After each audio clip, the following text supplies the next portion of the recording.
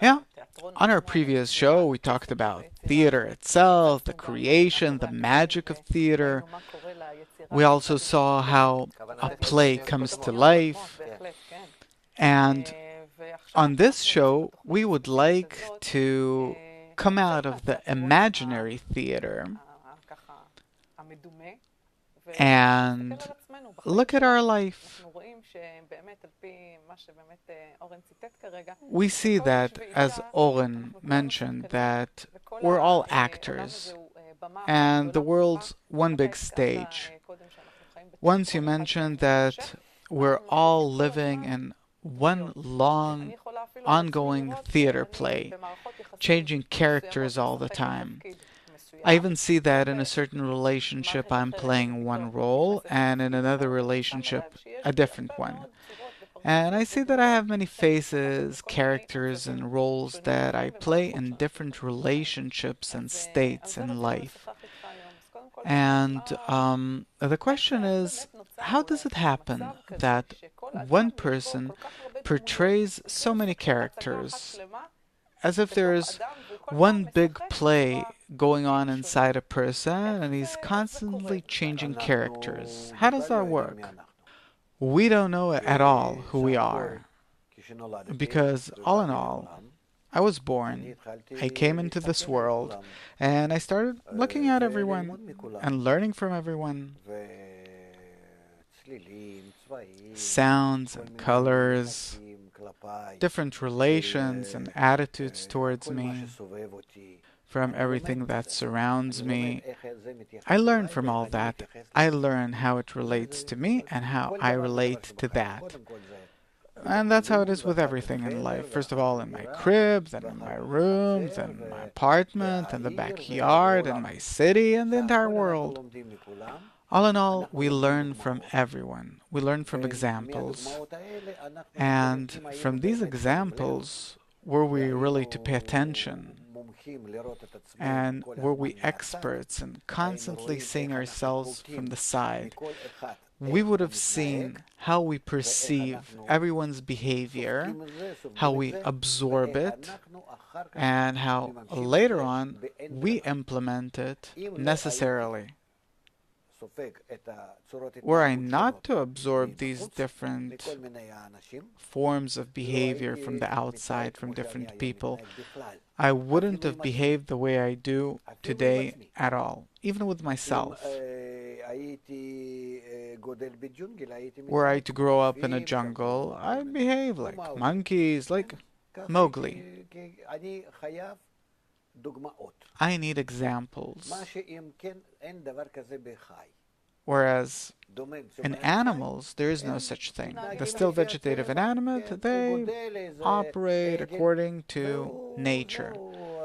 Some calf grows up, or a sheep, or a lion, and you can't do anything about it.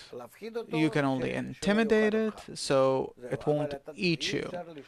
But you can't change their nature because their entire behavior is immersed within nature.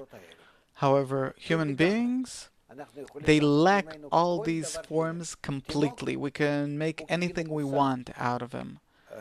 A baby, it's like an empty box that you can fill up with any form of behavior that you want, depending on where we take him. Of course, there are genes and hormones here, and different previous impressions, reshimot in Hebrew, from previous incarnations, and a nation that a person belongs to. There's a kind of a starting position. But after that, everything about that person's behavior and so on, he takes it from the environment. And therefore, it is specifically man that is so dependent on education. And it's not like with animals that we tame, but we educate people, and that's the difference. And it's not because this is a human being and this is a dog. No, it's because a human being takes on different forms of behavior and a dog doesn't. He just hears, understands after beatings, after something, and takes on different restrictions, limitations. certain additions to his dogly behavior, but a person, he can change from one end to the other. And we're talking about the ordinary fellow on the street. And besides that, today we're in the 20th century, where we see that a person has to change. In essence, he has no one to take an example from. He has no one to take an example from because he has to turn into a person who absorbs the whole of humanity, who is ready to connect with the whole of humanity, that sees the whole of humanity as one mechanism, as one family. Where will he learn this from?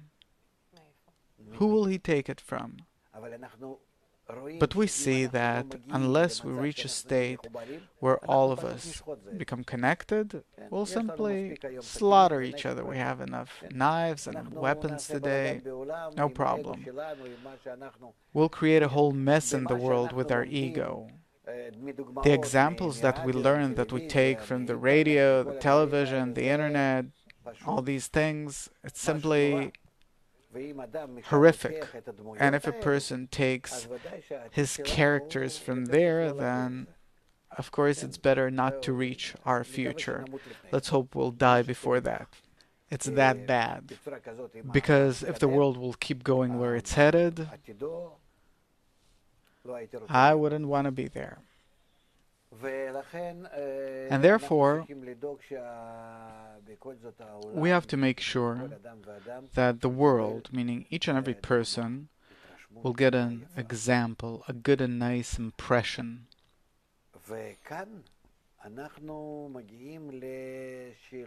And here we're coming to the question of who will he get it from? From us? What do you mean from us? We got such an impression from our previous life that I'm a savage. I know that about myself, that's how it is. What do you want from me? I'm willing. Please, go ahead, educate me. Who's going to educate me? There's no one. And therefore we have to understand from science, from wisdom, from our acquaintance with the current reality, which is entirely integral, in which we're all interconnected, where we're all in a clamp, that nature is squeezing us more and more in order for us to reach the right kind of connection between us. We have no other choice but to become actors, to be models, role models for ourselves, so that we'll portray the game of life and portray it correctly, by which we will give each other an example. That, of course, on the inside, I'm a savage, but I'm trying to keep myself and to act out as if I'm a corrected person, nice towards others, not just, well-mannered, like an Englishman with gloves that's ready to kill a person cold-bloodedly, and before that, to beg his pardon, a gentleman. But what we mean here is that I show a person that I am relating to him in a good way, that I'm trying to be good to him out of my own nature. That it doesn't come as some hypocritic external clothing, but that it comes from the heart. That this is how I treat him from my heart. And I have to give an example for it, and give such an impression that that person will truly be impressed by it, and he'll really think that that's how I am, that this is my true form. And this way, everyone towards everyone. If we'll do this towards the children that are growing up, towards the people on the street, let's act. Let's hand out prizes, whoever excels in the field. Let's write about him on the internet, on the newspapers, talk about him on TV. The 10 people that this week got most votes, that they they gave everyone the best example to the people in our small country. And then you write, Oren Levy excelled. And also Miss Nitza, she is really outstanding. Meaning a good behavior, a good feeling, an attitude, and the waves they create around them. An actor, an educational actor, let's call it this way. It's a role that everyone has to acquire. Every parent has to know that he is acting towards his children and they are learning from him, and they will have the exact same attitude towards their families and children as the parents have towards them. This is what they'll learn. The very behavior that a child will absorb from his father at the age of 5 is the very same behavior or attitude that he will have towards his child when he will be 5 years old. I see it on my son, the way he treats his children, and I can't say anything. I made such and such mistakes, and therefore I see that that's how it is, passing from one generation to the next. So therefore, we have to open a university for the theater of life, and everyone has to study psychology and acting and to accept this role as the most serious role, because by this we are like the upper force. By this we become the director, even the screenplay that builds the life for the next generation, or even for the next week or month, and so on. Because by this, we shape our entire world, because it's all a stage and we're all actors. So, by giving an example to others as to how to act, by that, I become the director of our world.